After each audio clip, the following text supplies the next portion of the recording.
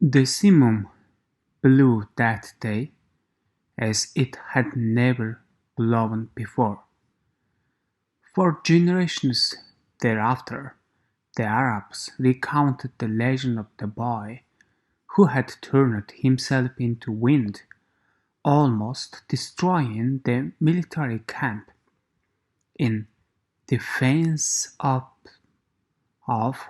the most powerful chief in the desert. Симома тэр өдөр өмнө нь хизээч байгаагүйгээр үлээж байгаагүй үлээсэн юм. Олон үеийн дараагаар ч гэсэн арабчууд цөлийн хамгийн хүчирхэг удирдагчийн үл тоомсорсон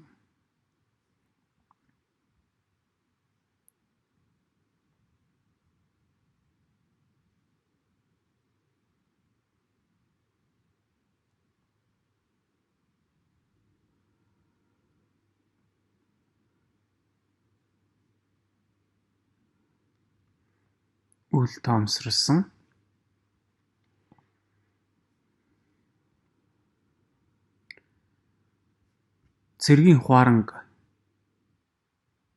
бараг л устгахаа төгсөн өөрийгөө салхи болгон хувиргасан хөвүүний домгийг арабчууд эргэн дурссан юм.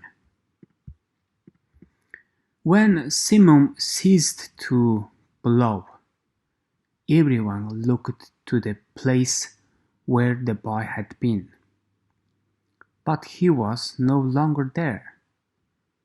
He was standing next to the sand-covered sentinel on the far side of the camp.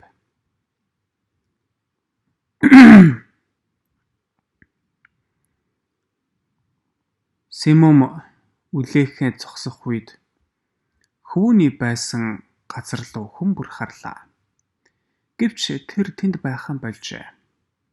Тэрээр хуарангийн алс өөр нэгэн талд элсэнд бүрхэгдсэн харуулын хажууд зогсож байсан юм. The men were terrified at his sorcery, but there were two people who were smiling. The alchemist, because he had found his perfect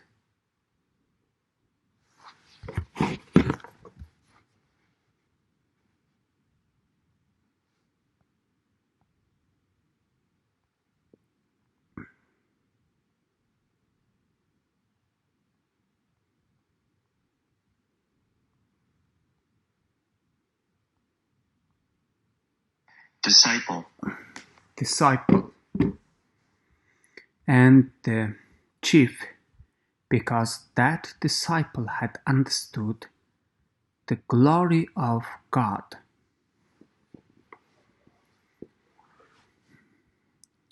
Эрчүүд түүний элбэнд нь айсан юм. Гэхдээ тэнд инээмсэглэж байсан хоёр хүн байлаа. Шилдэг шавиан олсон учраас алхимч, тэрхүү шавь нь бурхны цуу алдрыг харуулсан учраас ахлагч. The following day, the general bade the boy, the alchemist, farewell, and provided them with escort party to accompany them as far as they chose.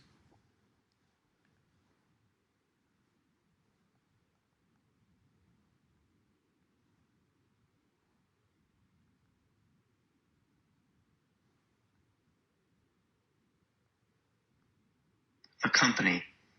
Accompany. Accompany. Accompany. Accompany. Accompany. Accompany. Дараагийн өдөр нь генерал хөвөн болон алхимчийг үдэж мэхэлсэн юм. Тэднийг сонгосных нь хэрээр алсад дагалдан явах дагалдагчдыг мөн ханган бэлдсэн юм.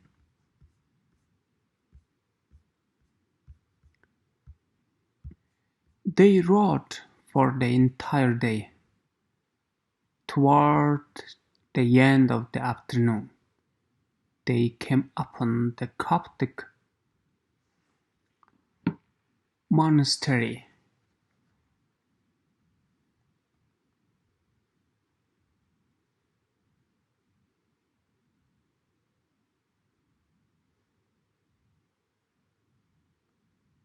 Monastery. Monastery. Monastery. The alchemist dismounted and told the escorts they could return to the camp. Тэд бүхэл өдрийн турш явлаа. Үд дуусах үед тэд Коптик сүм дээр ирсэн юм. Алхимч мориноосоо бууж дагалдагчдыг камп руугаа буцаж болно гэж хэллээ. From here on, you will be alone, the alchemist said. You are only 3 hours from the pyramids. Чи эндээс ганцаараа байх болно гэж алхимч хэллээ. Чи пирамидуудаас 3 цагийн зайтай байна. Thank you, said the boy. You taught me the language of the world. I only invoked what you already knew. Баярлалаа гэж хөвөн хэллээ. Чи надад дэлхийн хэлийг заасан. Би чиний аль хэдийн мэддэг зүйлийг л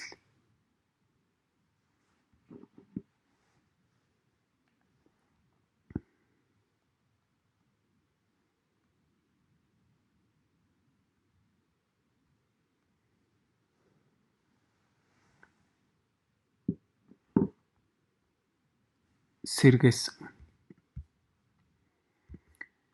The alchemist knocked at the gate of the monastery. Monk dressed in a black came to the gates. They spoke for a few minutes in the Coptic tongue, and the alchemist bade the boy enter. Алхимч сүмийн хаалгыг тогшлоо. Хар өмсгөл бүхий ламтан хаалган дээр ирсэн юм. Тэд Коптик хэлээр хэдэн минут ярилцаад алхимч хөвөнийг ор гэж тохилоо. I asked him to let me use the kitchen for a while, the alchemist smiled. Би түүнийг галтгоогоо хэсэг зур надад хэрэглүүлэхийг зөвшөөрөөч гэж асуусан юм гэж алхимч нэмсгэлээ. They went to the kitchen at the back of the monastery. The alchemist lighted the fire, and the monk brought him some lead, which the alchemist placed in iron pan. Тэд сүмийн ард талд байх галтоогоор үерлээ. Алхимч гал асааж ламтан тунгал авчирсан юм. Түүнийг нь төмөр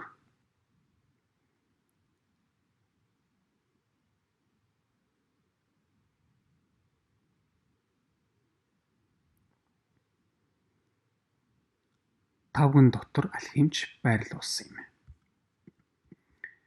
When the lead had become liquid, the alchemist took from his pouch a strange yellow egg.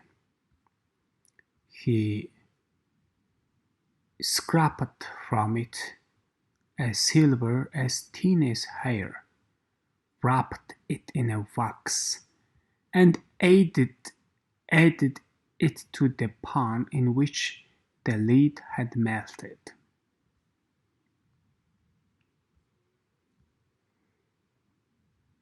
Тунгалаг шингэн болох үед алхимч ер бусын шаргал өндгийг уутнаасаа гаргаж ирлээ.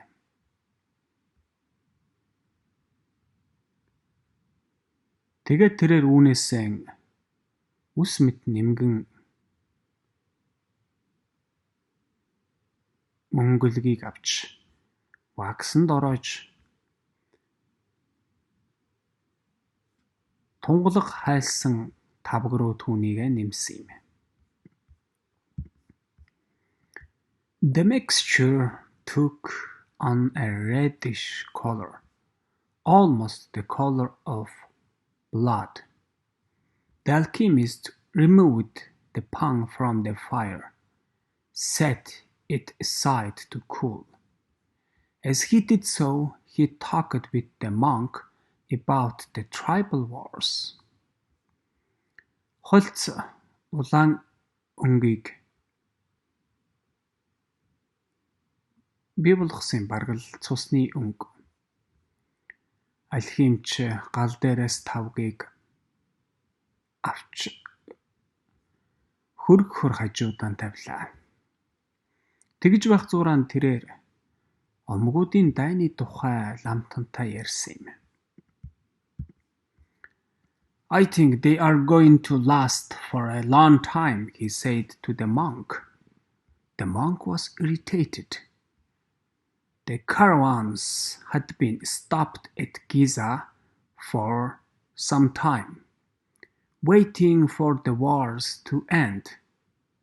But God's will be done, the monk said.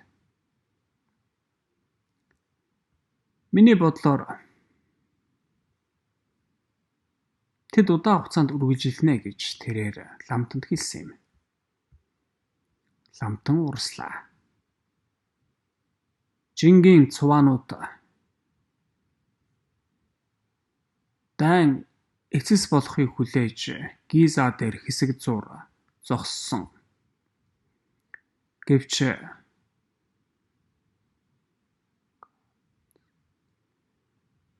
Бурханы хүсэл биелэх болно гэж ламтан хэллээ. Exactly, answered the alchemist. When the pan had cooled, the monk and the boy looked at it, dazzled. The lead had dried into the shape of the pan, but it was no longer lead, it was gold. Хариулын тавга хөрөх үед ламтан болон хөвөн түүн лөө харахад гэлбсэн юм. Тунгалаг тавганы хэлбэрээр хатжээ. Гэхдээ тунгалаг биш байхаан болж энэ алт болжээ.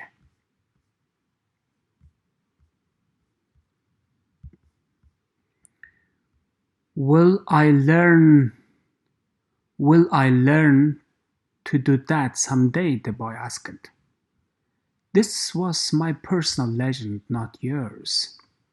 The alchemist answered, but I wanted to show you that it was possible. They returned to the gates of the monastery. Their alchemist separated disc into 4 parts. Тэрийг би нэгэн өдөр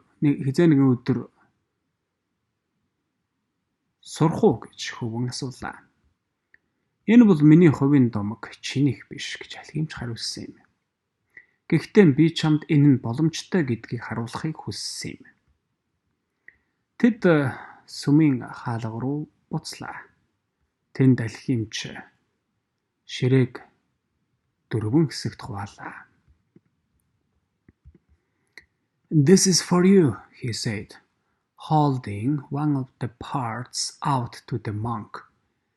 "It is for your generosity to the pilgrims. But this payment goes well beyond my generosity," the monk responded. "Энэ чинийх" гэж нэг хэсгийг нь ламтан руу барин хэллээ. Энэ бол мөргөлчдөд энэрэнгүй байсны чинь төлөө.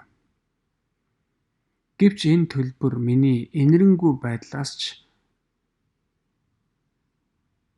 хит их юм байна гэж ламтан хариулсан юм. "Don't say that again. Life might be listening and give you less next time." Тэгж битгий хэл. Амьдрал сонсож байж болох юм. Дараагийн удаа бага өгөж. The alchemist turned to the boy. "This is for you, to make up for what you gave to general." Алхимч хөвөн рүү эргэж энэ чинийх генералд юу өгснийг чинь төлөө.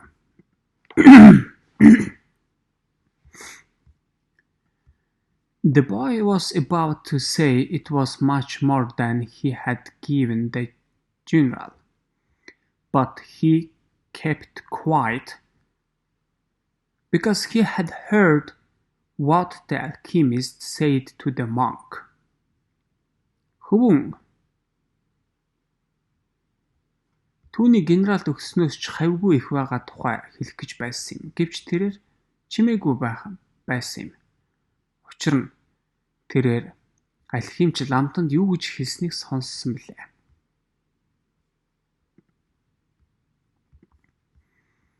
"This is for me," said the alchemist, keeping one of the parts, "because I have to return to the desert, where there are tribal wars." He took the 4th part and handed it to the monk. "This is for the boy, if he ever needs it."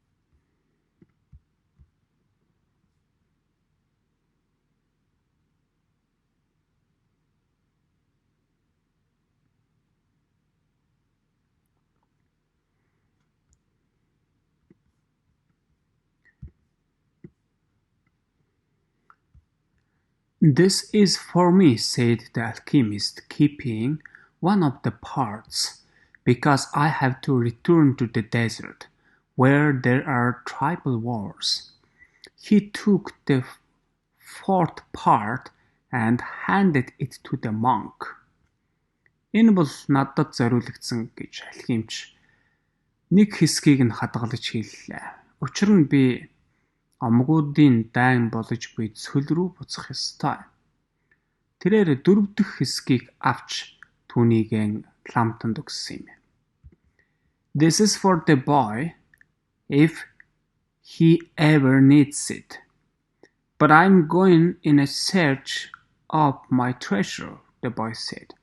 "I'm very close to it now." "I'm certain that you will find it," the alchemist said. "Then why this?" Энэ бол хөвөнд хэрвээ энэ хизээ нэгэн цагт хэрэг болбол би Эрдэнэсэн хайна гэж хөвөн хэллээ. Би үүндээ одоо их ойрхон байгаа. Би чамайг түүнийг олно гэдэгт итгэлтэй байна гэж алхимч хэлсэн юм. Тэгээд яагаад ингэж?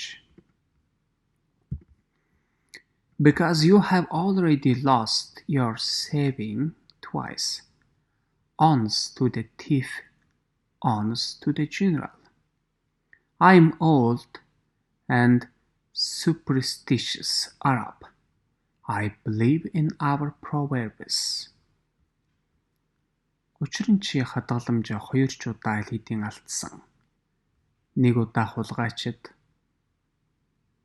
бас 1 удаа генералд. Би бол хөгшин сүсэгтэй араб. Би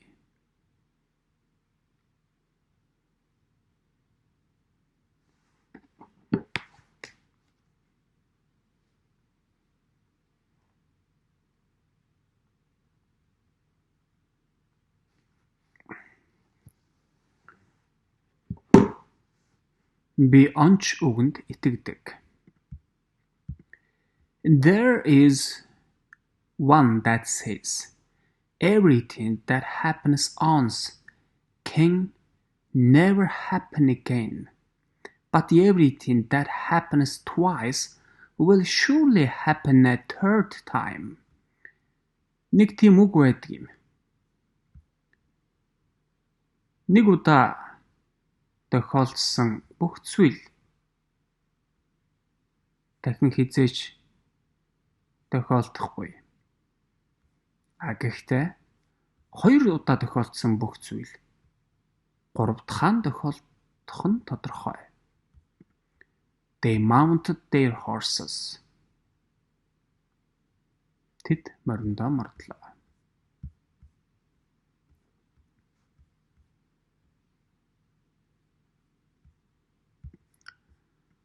I want to tell you a story about dreams, said Alchemist. The boy brought his horse closer. Би чамд зүүдний тухай нэгэн түүхийг хэлж өгөхийг хүсэж байна гэж алхимч хэллээ. Хөвөн морин ойрхон авчирсан юм. In ancient Rome, at the time of Emperor Tiberius, there lived a good man who had 2 sons. One was in the military and had been sent to the most distant regions of the empire. The other son was a poet and delighted all of Rome with his beautiful verses. Эртний Ромд эзэн хаан Тибиусийн цаг үед 2 хөвөнтэй нэгэн сайн эр амьдардаг байсан юм. Нэг хөвүүн нь цэрэгт эзэнт гүрний хамгийн аслагдсан бүсэд илгээгдсэн юм. Нөгөө хөвүүн нь шүлэгч бүхий л Ромыг үзэсгэлэн шүлгүүдээр баярлуулсан юм.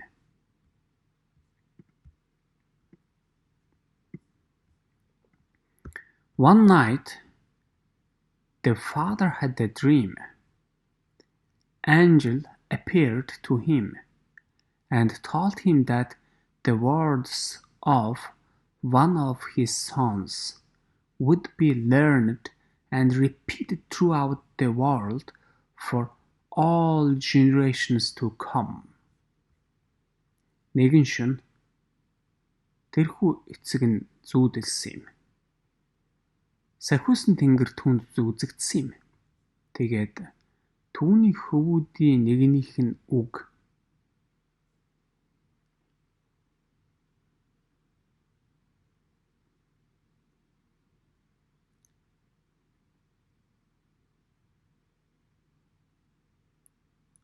олон бүхий л үеийг дамжин дэлхий даяар дахин давтагдж сургагдж байна гэж түүнд хэлсэн юм.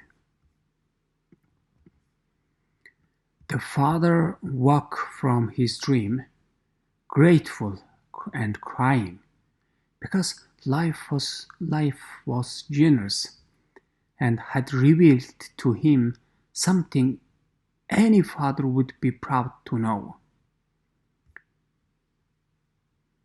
Эцэг нь зүүднээсээ баяртайгаар уйлнас ирсэн юм. Учир нь амьдрал түнд өгөөмөр байна. Ямар ч эцгийн бахархалтайгаар мэдэх тийм нэг зүйлийг түүнд илчилсэн юм. Shortly thereafter, the father died as he tried to save a child who was about to be crushed by the wheels of a chariot. Since he had lived his entire life in a manner that was correct and fair, he went directly to heaven, where he met the angel that had appeared in his dream. Хэсэгхэн хугацааны дараагаар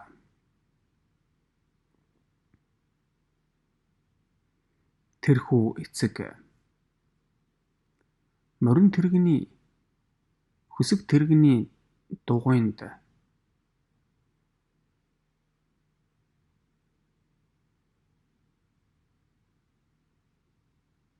нядлагдах дайруулах гэж байсан хүүхдийг аврах гэж хичээж байгаад амнасаа алдсан юм. Тэрээр бүхэл амьдралынхаа туршид зөв шударга зан баримталж амьдрснаас хойш шууд л зүүдэнд нь үзэгдсэн сахиусан тэнгэртэй уулзсан Деважин руу илгээгдсэн юм. You were always a good man, the angel said to him. You lived your life in loving way and died with dignity. I can now grant you any wish you desire. Чи үргэлж сайн байсан гэж сахиусан тэнгэр түүнд хэллээ.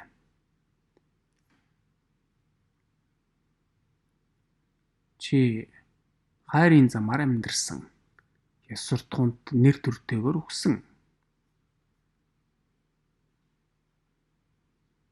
Чиний хүсэж байгаа ямар ч хүслийг би биелүүлэхийг чамд зөвшөөрье.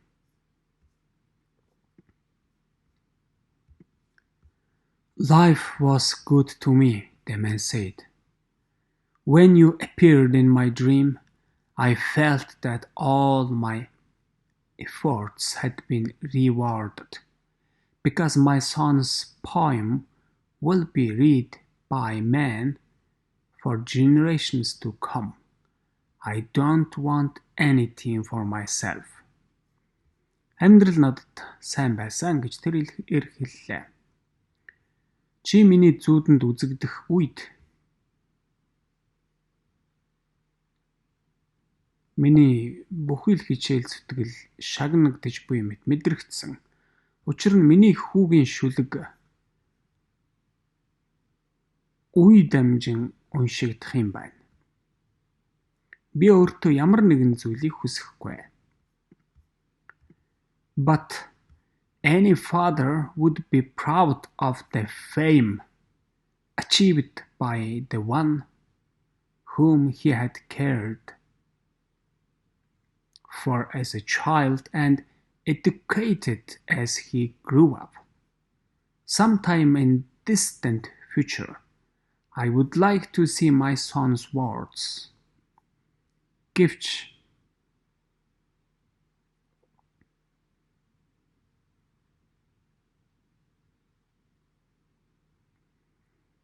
ямар ч эцэг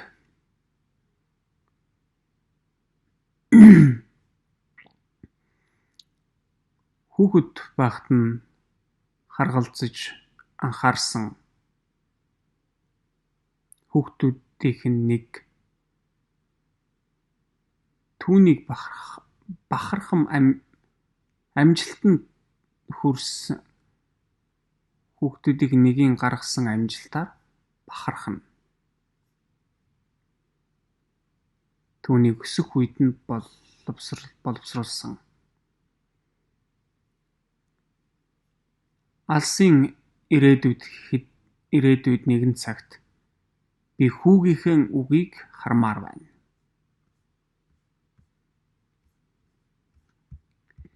The angel touched the man's shoulder. They were both projected far into future. They were in an immense setting, surrounded by thousands of people speaking a strange language.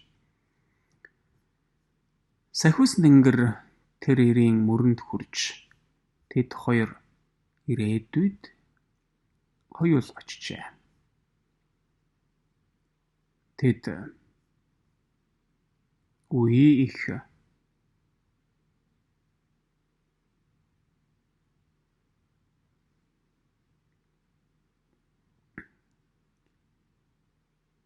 ихээр зассан олон мянган хүн юр бусын хэлээр ярьсан байлаа. The man wept with happiness. Тэр ир аз жаргалаар уйлсан юм. I knew that my son's poems were immortal, he said to the angel through his tears. Can you please tell me which of my son's poems these people are repeating? Миний хөвүүний шүлэг өгшгүй мөнхийн гэдгийг би мэдж байсан юм а гэж тэрээр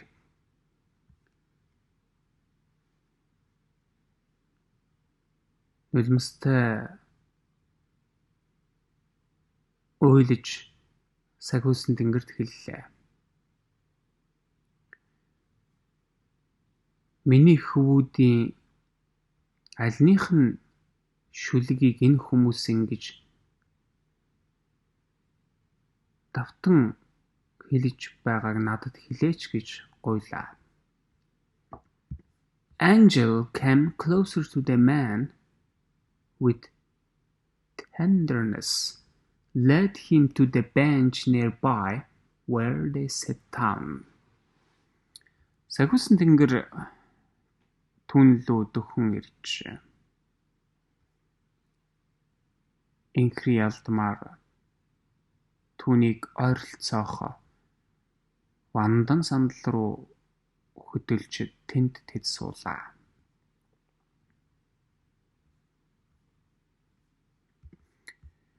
The verses of your song, who was the poet, were very popular in Rome, the angel said. Everyone loved them and enjoyed them. But when the reign of Tiberius ended, his poems were forgotten. The words you are hearing now are those of your song in military.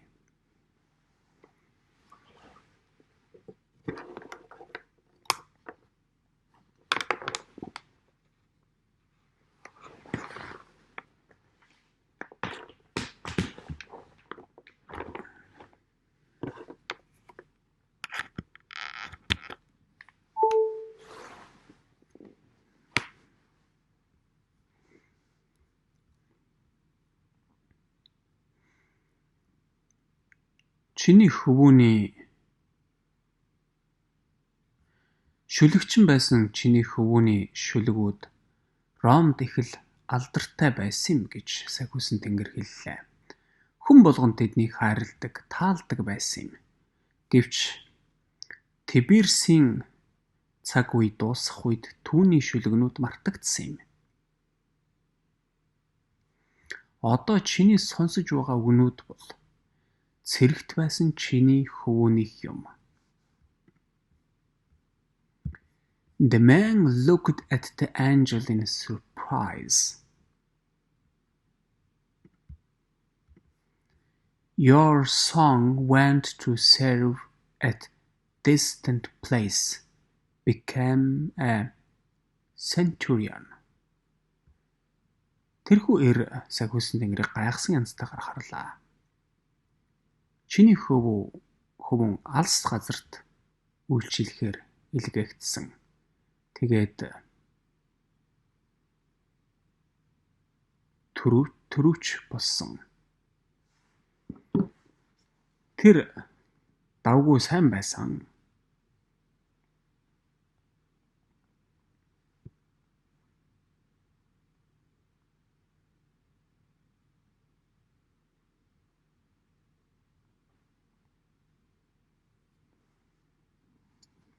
Ахлагч болсон.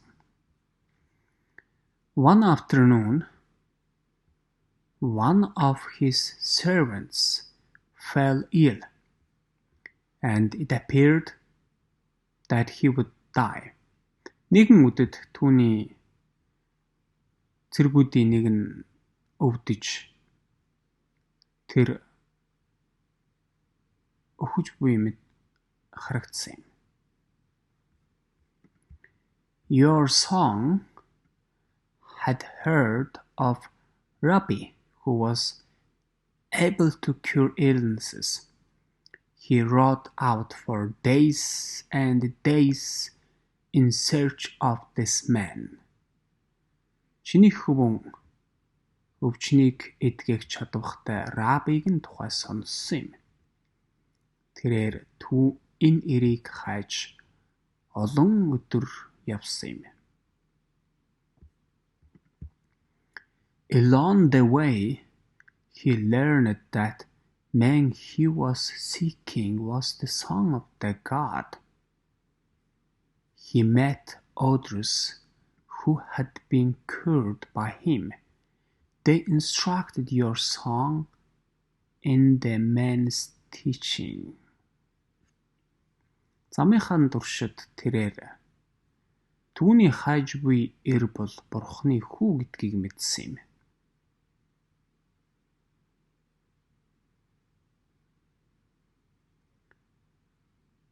Тэд түүнээр анагаагдсан бусад хүмүүстэй уулзсан юм. Тэд чиний хөвөнд тэрхүү хүний арга ухааныг нь зааварлсан юм. So, despite the fact that he was Roman centurion, he converted to their faith. Shortly thereafter, he reached the place where the man he was looking for was visiting. Тэр Ромын ахлагч байсан нэг үл харгалзан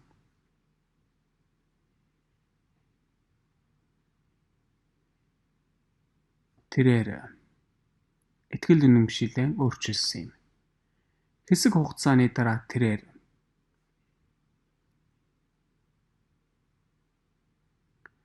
хайж байсан тэрхүү эрийг нь зочилж буй нэгэн газарт хүрсэн юм. He told the man that one of his servants was gravely ill. The rabbi made ready to go to his house with him. But the centurion was the man of faith. Looking into the eyes of the rabbi, he knew that he was surely in the presence of the sons of the god.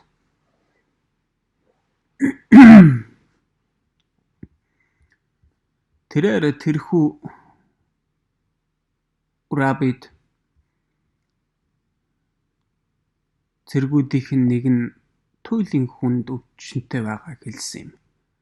Раби түүнтэй хамт гэрлүүн явахаар бэлтгэсэн юм. Гэвч түрүүвч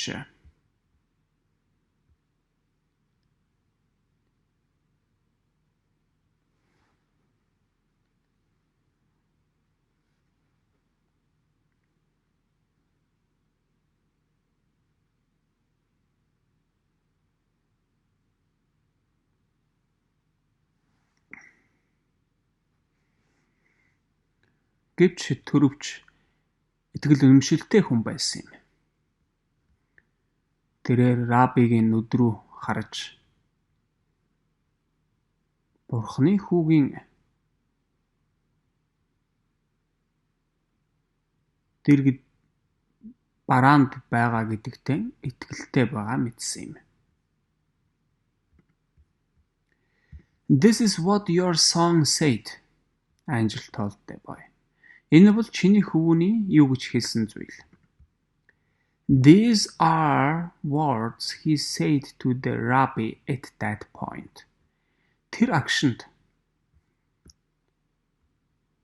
түүний раббид хэлсэн үгнүүд бол эдгээр юм. They have never been forgotten. Тэд хизээч мартагдаагүй юм. My Lord, I'm not worthy that you should come under my roof, but only speak a word, and my servant will be healed. Миний эзэнтэй, та миний байшингийн дээвэр дор ирэхээр би тийм үнцэнтэй хүн биш.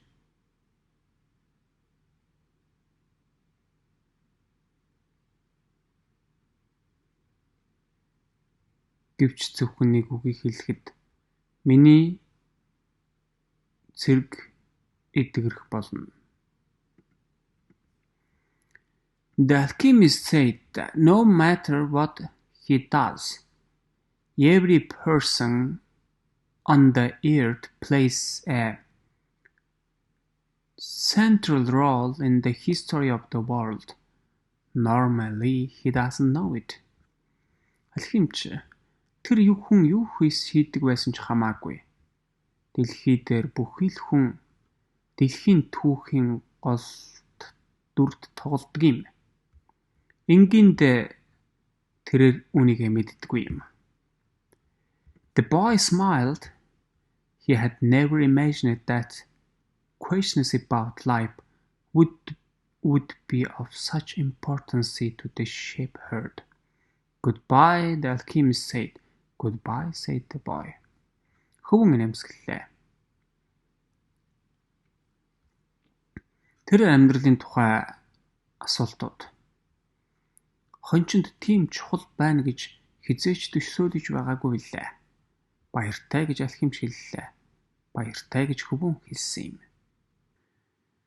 The boy rode alone through the desert for several hours, listening avidly to what his heart had to say.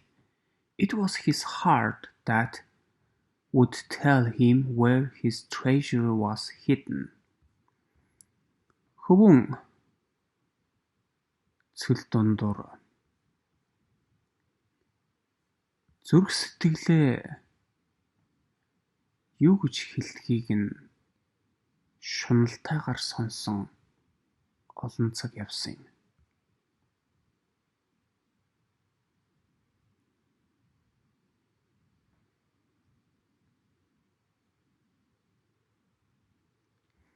Түүний эрдэнэс хаан нуугдаж байгааг түүнд хэлэх нь түүний зүрх байсан юм.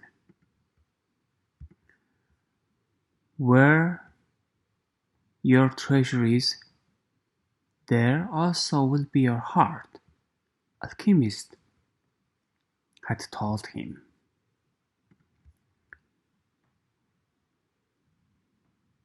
Эрдэнэсчин буй газарт чиний зүрх сэтгэл ч гэсэн байдаг юм гэж алхимч түүнд хэлсэн билээ. But his heart was speaking of other things with pride. It told a story of a shepherd who had left his flock to follow a dream he had on two different occasions. Гэвч түүний зүрх сэтгэл өөр зүйлсийг ярьж байсан юм.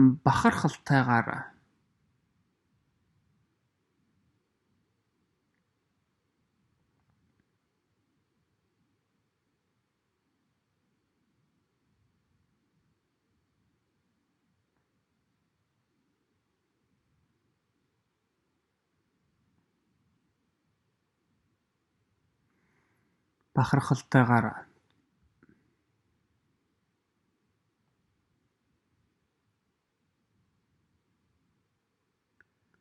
хоёр ч өөр тохиолдолд мөрөөдлөө дагахаар хонин сүргэн орхисон хончны түүхийг хэлж байсан юм.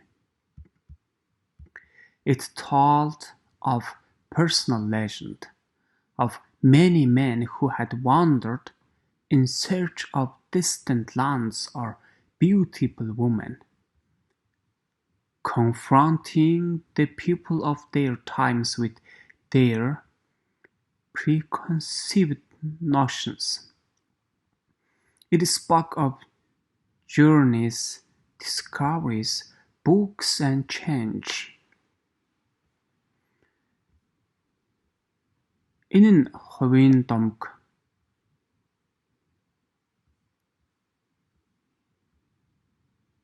үтсгэлэнтэй эмэгтэйчүүд эсвэл алс газарт Эрдэнэсийн хаан тэнэвчилсэн олон эрчүүдийн тухай.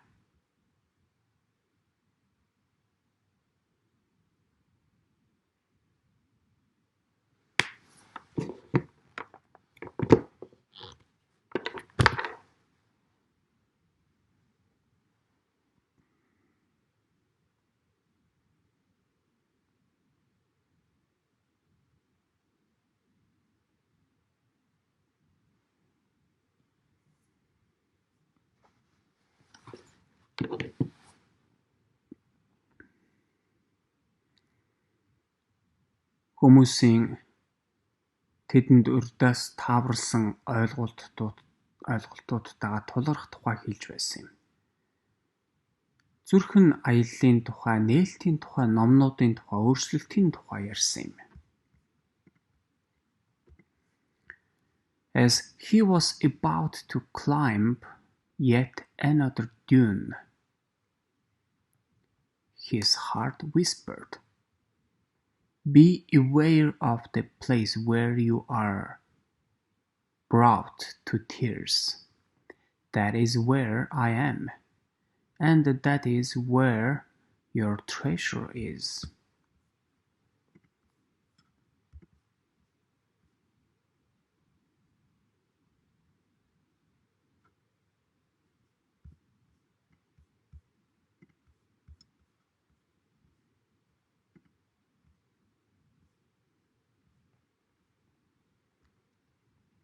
Өөр нэгэн элсэн махан луу авирах гэж байх үед түүний зүрх нь шивнэсэн юм.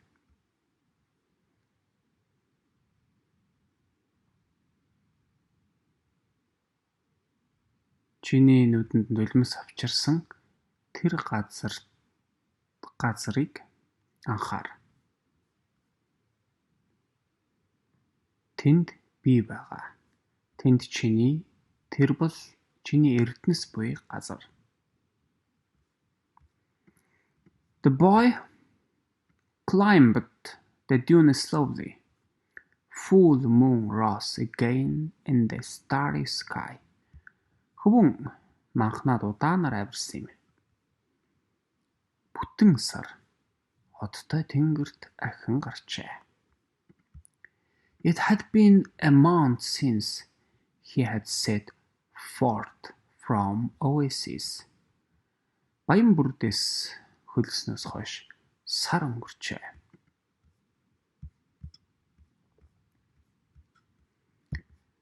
The moonlight cast shadows through the dunes, creating appearance of rolling sea. It reminded the boy of the day when that horse had reared in the desert, and he had come to know the alchemist.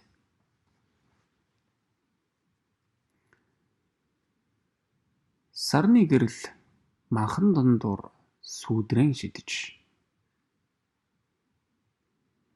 хуйлран буй тэнгис мэт үзэгдлийг бий болгожээ. Энэ нь хөвөнд цөлд морин цойлож байсан цөлд цойлж байсан тэр нэгэн цөлд цойлож байсан морь алхимчийг мэддэг болсон тэр нэгэн өдрийг хөвөнд сануулсан юм.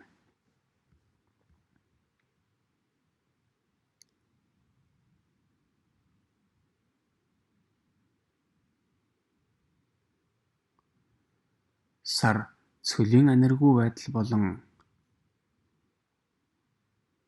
эрдэнэсийн хайгуулд буй эрийн аялалд намжжээ. When he reached the top of the dune, his heart leapt. There, illuminated by the light of the moon, the brightness of the desert, stood the solemn and majestic pyramids of Egypt. Манхны орой дээр хүрэх үед түүний зүрх сэтгэл нь догдолсон юм.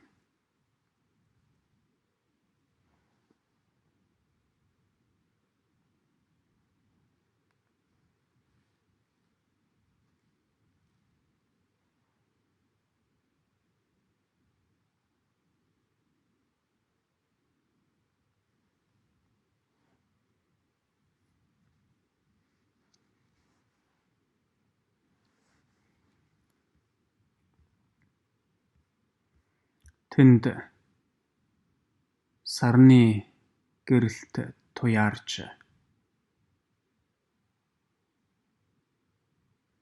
цөлийн хурц байдал сарны гэрэлд туяарн солонгорч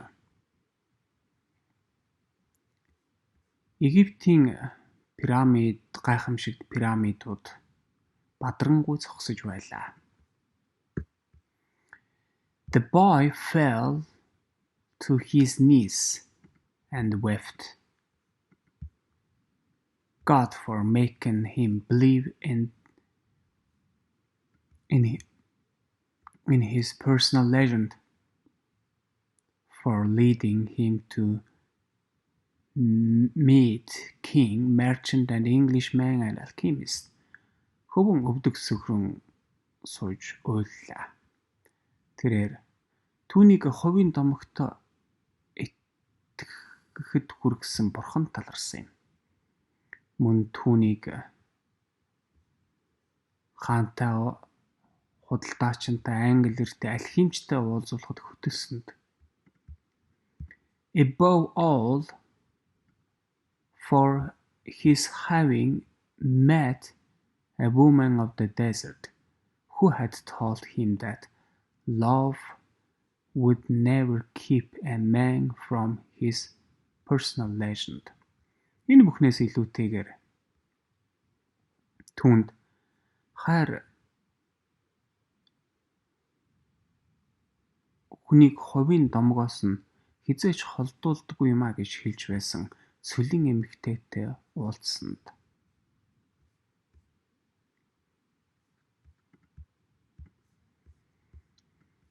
If he wanted to, he could now return to Oasis, go back to Fatima, and live his life as simple shepherd. After all, the alchemist continued to live in the desert, even though he understood the language of the world and knew how to transform lead into gold. Хэрэв тэрээр хүсэх юм бол тэрээр одоо Баянбүрд рүү буцаж Фатима руу очиж эгэл хончны амьдралаар амьдарч болно. Энэ бүхний эцэст дэлхийн хэлийг ойлгодог, тунгалгыг алт болгон хэрхэн хувирахыг мэддэг хэдий ч гэсэн алхимч цөлд үргэлжлүүлэн амьдарсаар байгаа. He didn't need to demonstrate his science, art to anyone. The boy told himself that on the way toward realizing his own personal legend, he had learned all he needed to know and had experienced everything he might have dreamed of.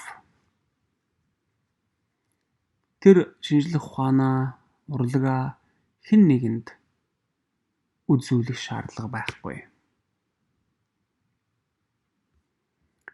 Хувийн домгоо ухаарах замд тэрээр мэдэх хэрэгтэй бүх зүйлээ мэдчихсэн. Мөрөөдөж магадгүй байсан бүх зүйлээ туулчихсан гэж хөвөн өөртөө хэллээ. But here he was, at the point of finding his treasure.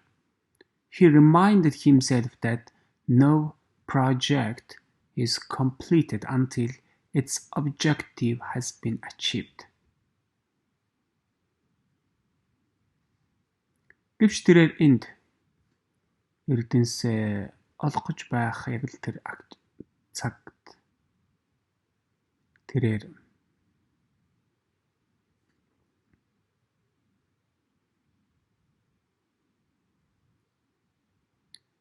зорилтууд нь биелэх хүртэл ямар ч зорилго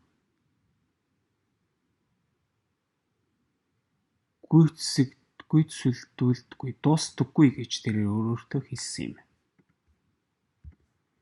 The boy looked at the sands around him, saw that where his tears had fallen, a scarp beetle was scuttling through the sand. During his time in the desert, he had learned that in Egypt the scarp beetles are symbol of God. Тэрээр хөвөн эргэн тойрондох элсээ харж түүний нулимс хаана унаж байгааг харлаа. Нэгэн төрлийн цох элсэн дундуур хурдан гэгчийн алхаж байсан юм. Цөлөд байх үедээ хөвөн Египтэд энэ төрлийн цохонд бурхны шинж тэмдэг гэдгийг сурсан билээ. Another Amun boy began to dig into dune. Өөр нэгэн зөн хөвөн элсэн манхан руу ухаж эхэллээ. As he did so, he thought of what the crystal merchant had once said. Тэгж байх үедээ тэрээр шаазан эдлийн худалдаачны нэг удаа юу гэж хэлж байсныг нь бодлоо. That anyone could build a pyramid in his backyard. The boy could see now that he couldn't do so if he placed stone upon stone for rest of his life. Хинч пирамидыг арын цэцэрлэгт хүрээлэндээ барьж чадна. Хөвөн хэрв тэр хүн чулууг яг дээрээс нь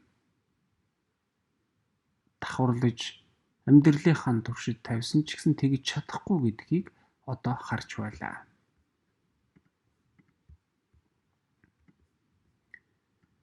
Throughout night the boy dug at the place he had chosen, but found nothing.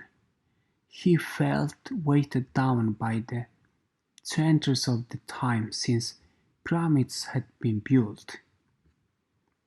Шинэ жингөө хөвөн сонгосон газардаа ухсан юм гэвч юу ч олсонгүй. Тэрээр пирамидуудыг баригдсанаас хойших цаг хугацааны олон зуунд дарагдах мэд мэдрэмж авсан юм. Гэвч тэрээр зогссонгүй. He struggled to continue digging as he fought the wind, which often flew sand back into excavation.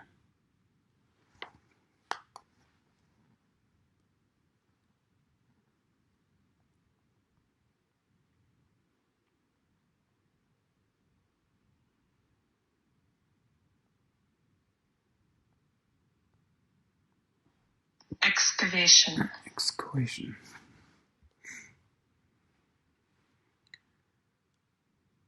Тэрээр салхитай тэмцэлдэж өргөжлүүлэн ухах гэж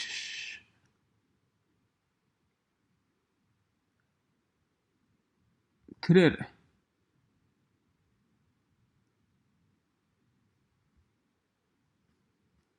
Элсийг буцаан малцсан хэсэг рүү үлээх салхитай тэмцэлдэж өргөжлүүлэн ухах гэж зүдчиж байлаа. His hands were abraded and exhausted, but he listened to his heart. It had told him to dig where his tears fell.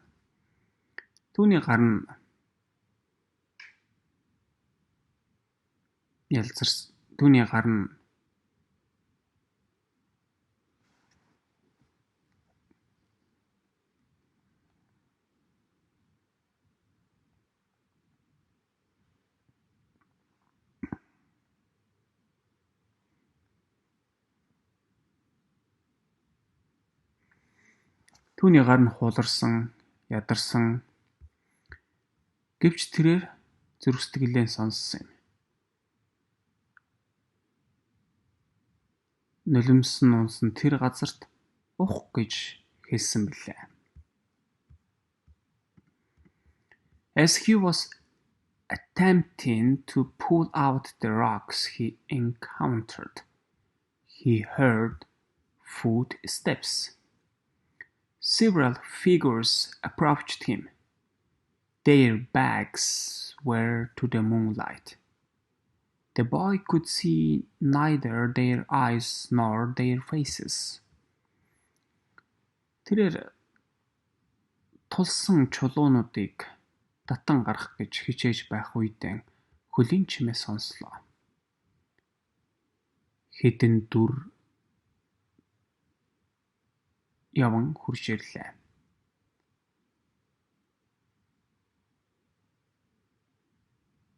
Тэдний нуруу нь сарны гэрэлд харагдсан юм. Хөвөн тэдний нүд эсвэл царайг нь харж чадахгүй байсан юм. What are you doing here? One of the figures demanded. Because he was terrified, boy didn't answer. He had found where his treasure was and was frightened at what might happen. Чи энд юу хийж байгаа юм бэ гэж тэдгээр дүрсийн нэг нь шаардсан юм. Хөвөн айчсан байсан учраас хариулсангүй. Тэр эрдэнэс нь хаана байгааг олчихсан байгаа. Юу тохиолдож магадгүй вэ гэдгийж айж байсан юм.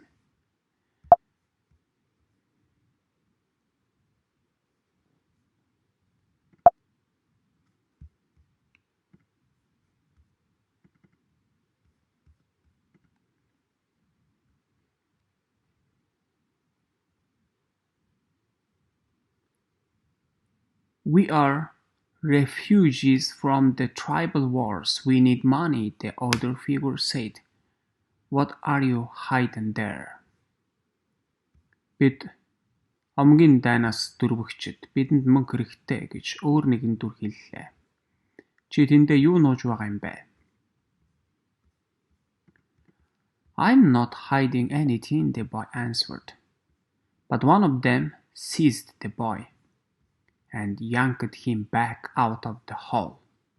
Another, who was searching boy's bag, found the piece of gold. Би ямар нэг юмыг нуугаагүй гэж хөвөн хариуллаа. Гэвч тэдний нэг нь хөвөнийг барьж нүхнээс татан гаргаж ирсэн юм. Хөвөний цүнхийг нэгжиж байсан өөр нэг нь алтны хэсэг оллоо.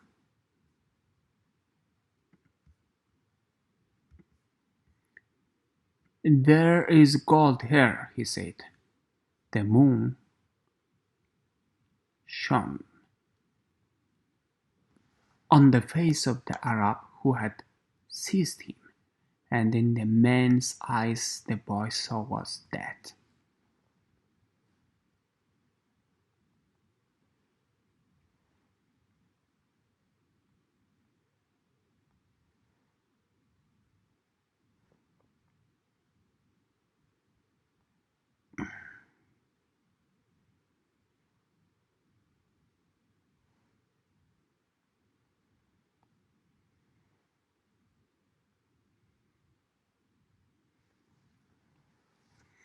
Энд алт байна гэж тэр хэлсэн юм. Хөвөнийг барьчихсан байгаа. Арабын нүүрэн дээр сарны гэр туслаа. Хөвөн түүний нүднээс үхлийг олж харсан юм. He is probably got more gold hidden in the ground. They made boy continue digging, but he found nothing. As sun rose, the man began to beat the boy. He was pursued and bleeding. His clothing was turned to shreds. He felt that death was near. Тэрээр газарт илүү их аалт нуусан байж магадгүй. Тэд хөвөнийг өргөжлүүлэн ухуулсан юм. Гэвч тэр юу ч олсонгүй. Нар мандах үед эрчүүд хөвөнийг зодож эхэллээ. Тэр гөвдрүүтэж цус гарч түүний хувцас нь урагдсан байв. Тэрээр үхэл ойрхон байгааг мэдэрсэн юм.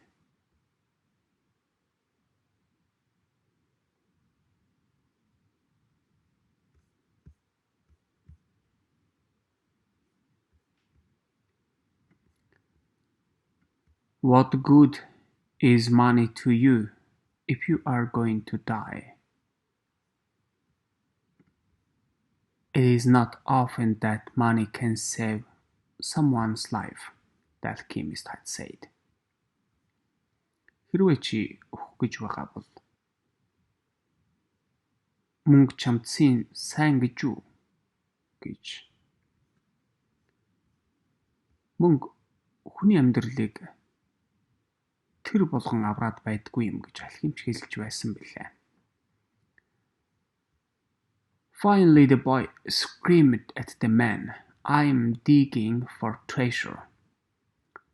Although his mouth was bleeding and swelling, he told his attackers that he had twice dreamed of the treasure hidden near the pyramids of Egypt.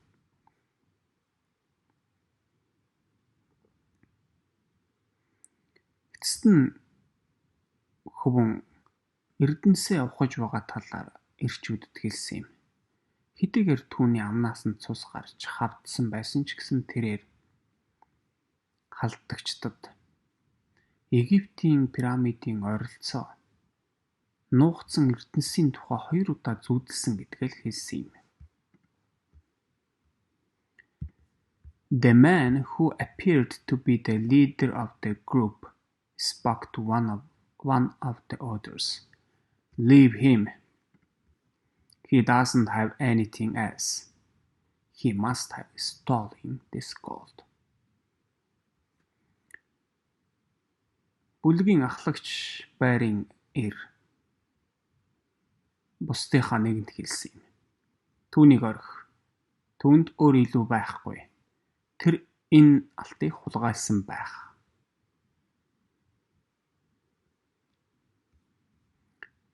The boy fell to the sand nearly unconscious. The leader shook him and said, "We are leaving." Хөвөн газар бараг л ухаангүй унлаа. Ахлагч түүнийг сэгсэрж бид явж байна гэж хэлсэн юм.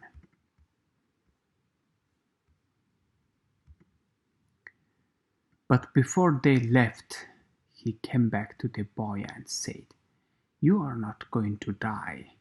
You will live. You will learn that man shouldn't be so stupid."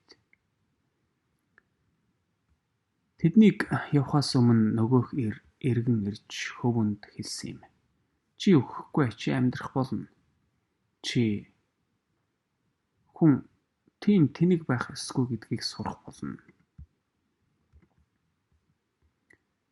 2 years ago, right here on this spot, I had a recurrent dream too.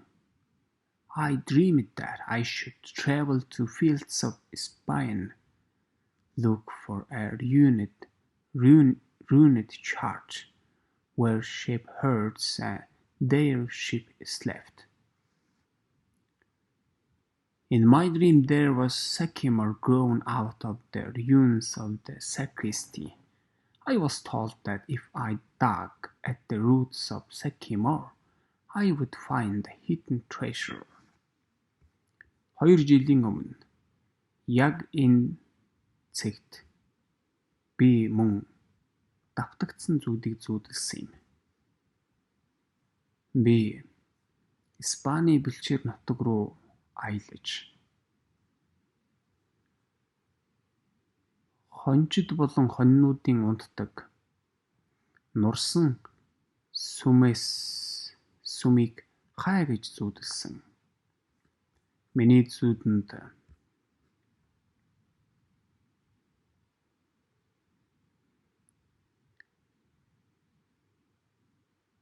эвдэрхий ариун онгон дагшин газраас агч мод ургасан байсан. Хэрв би тэрхүү агчны үндсийг нь ухвал нуугдсан эрдэнсийг нь олно гэж надад хэлсэн. But I'm not so stupid as to cross entire desert just because of recurrent dream. Гэвч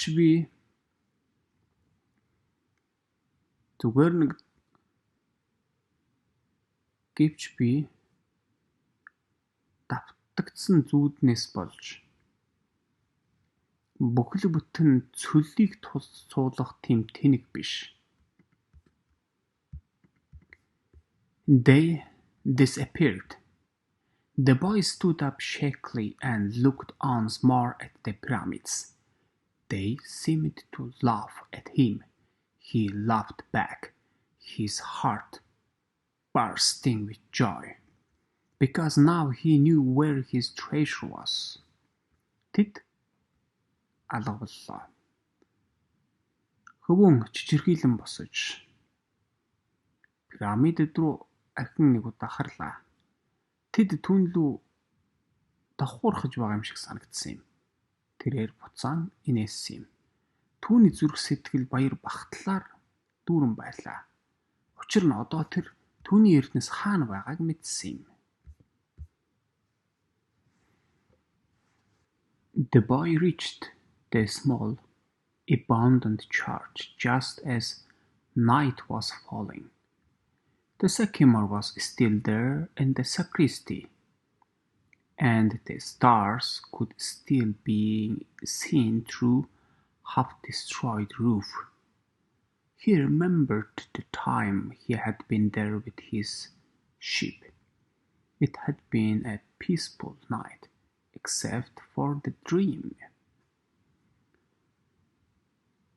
Хөвөн жижиг орхигдсон сүмэн дээр харуй бүрий болж байхад ирсэн юм.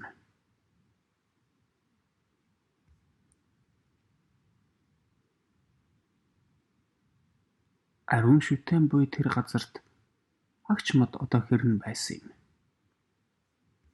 Одод эвдэрхий дээврийн завсраар үзэгдэж байсан юм.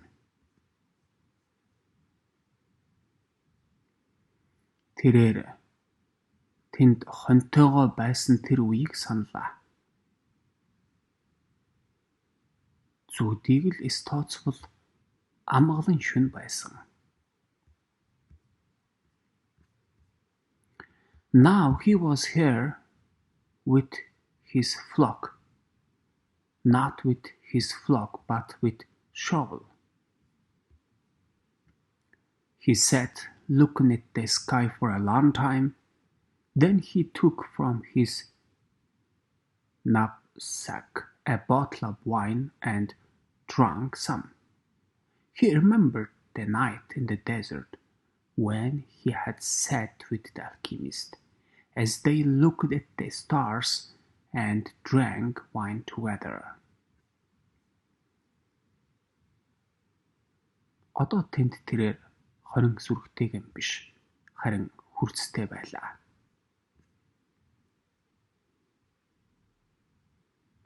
Тэрээр удаан хугацаанд Тэнгэрийг харан тэнд суусан юм.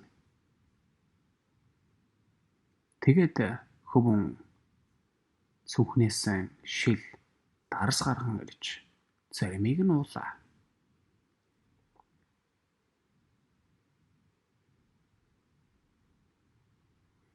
Хөвөн цөлд алхимчтай хамт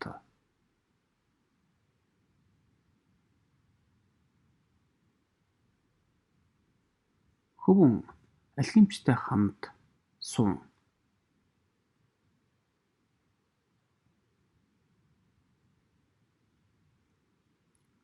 Оддыг харах зураа хамтдаа дарс ууж байсан цөлдөх шөнийг саналаа. He thought many roads he had traveled and of a strange way God had chosen to show him his treasure. He hadn't believed in the significance of the recurrent dream.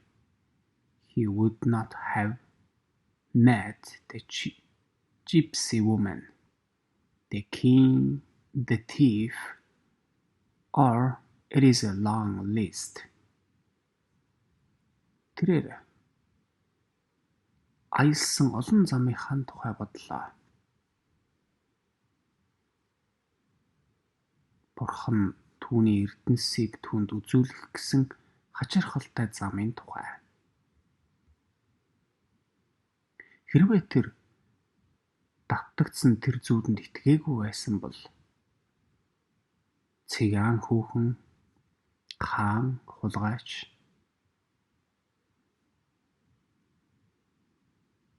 хулгайчтай уулзахгүй байх байсан билээ. За энэ нь их урт жагсаалт юм.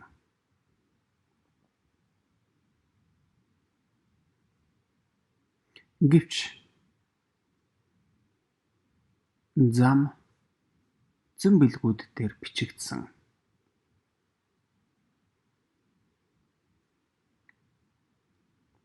буруу явах зам байхгүй байсан гэж тэр өөртөө хэллээ. He fell asleep. When he awoke, sun was already high. He began to dig at the base of the sycamore. You old sorcerer, the boy shouted up to the sky. You knew the whole story. You even left a bit of gold at the monastery so I could get back to discharge. The monk laughed when he saw me come back in tatters. Couldn't you have saved me from that? Хөвөн унтсан юм. Түүнийг сэрэх үед нар аль хэдийн өндөрт манджээ. Тэрээр агч модны суурь руу ухаж эхэллээ.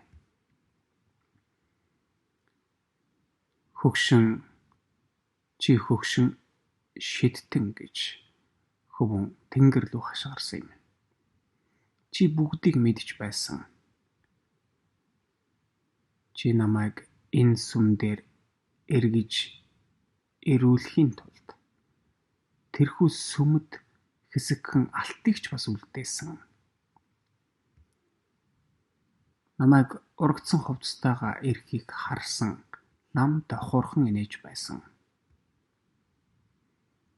Тэрнээс чи намайг аварж чадсангүй юу? No, he heard a voice on the wind say, if I had told you, you wouldn't have seen the pyramids. They are beautiful, aren't they? Үгүй гэж салхины хэлэх хоолойг тэр сонссон юм. Хэрв чамд би хэлсэн бол чи пирамидуудыг үзэхгүй байх байсан. Тэд үзэсгэлэнтэй биш гэж үү?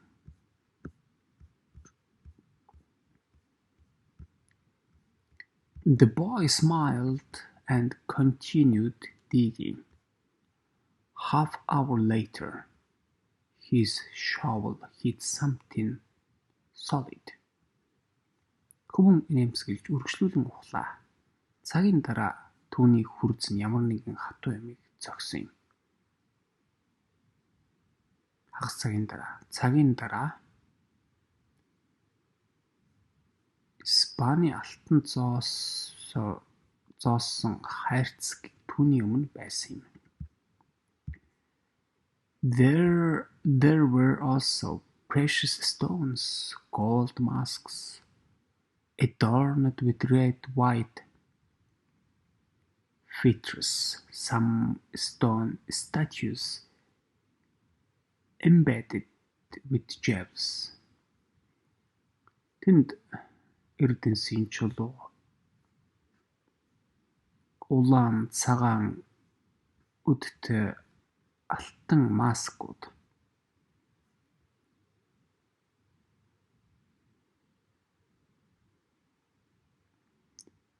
эрдэнэс шигтгсэн чулуун хөшөөнүүд байсан юм.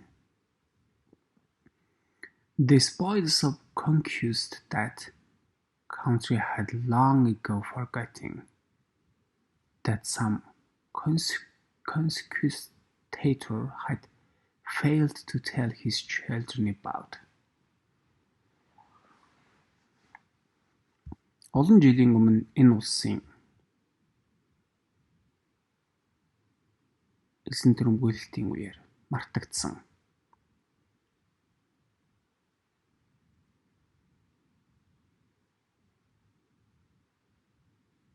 ямар нэгэн хүний хүүхдтэй хэлж чадаагүй зүйл, хэлж амжаагүй зүйл. The boy took out Urim and Thummim from his bag. He had used 2 stones only once, one morning when he was at the marketplace. His life, his pet, had always provided him with enough alms. Хөвөн зөвхнээсээ Urim Thummimыг гаргалаа. Тэрээр энэ 2 жилөг нэг л удаа зах дээр байсан тэр өглөө ашигласан. Түүний амьдрал, түүний зам, үргэлж хангалттай зөв совингуудыг илэрхийлж байсан. He placed Urim and Thummim in the chest. They were also part of his new treasure because they were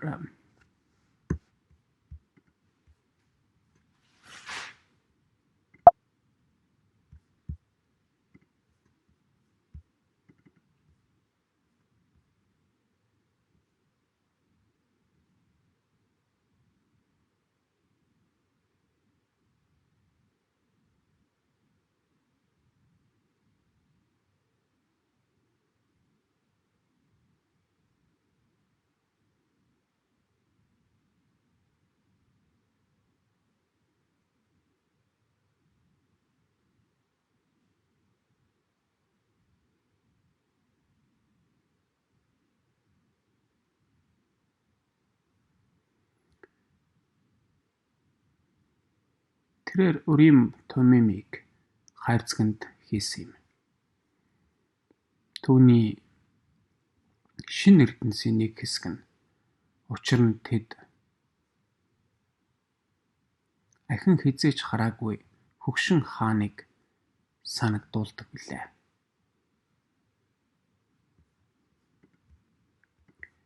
It is true.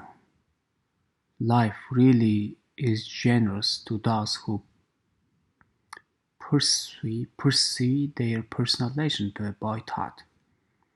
Then he remembered that he had to get to the Taifa, so he could give 1/10 of his treasure to the gypsy woman, as he had promised.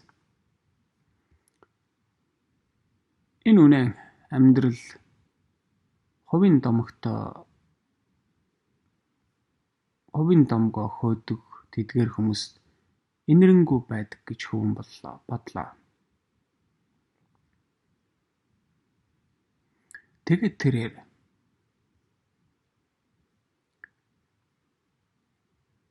Тарифа руу буцаж ертөнцийнхээ 11-ийг нь циган хүүхэнд амлсан ёсороо өгөх ёстой гэдгээ саналаа. Those gypsies are really smart, he thought. Maybe it's because they moved around so much. Тэдгээр цыганчууд үнэхээр ухаантай юм гэж хөвөн бодлоо. Магадгүй энэ нь тэд нүүдэлж байдаг учраас.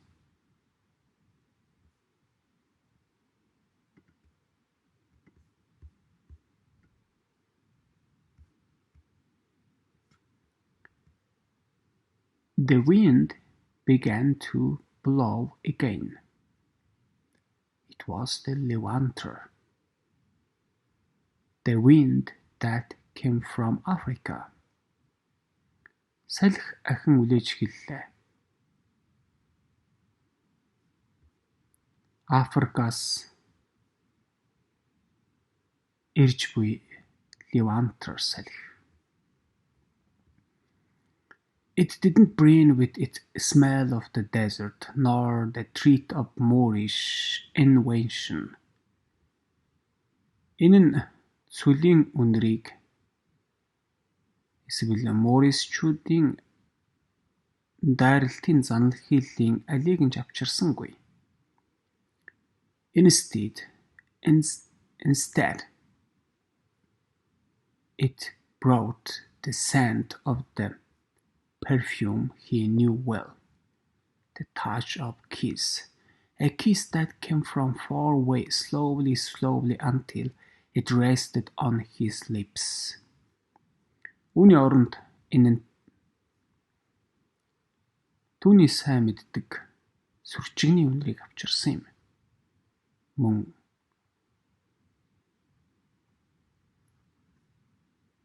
алсаас удаанаар түүний уруул дээр амрах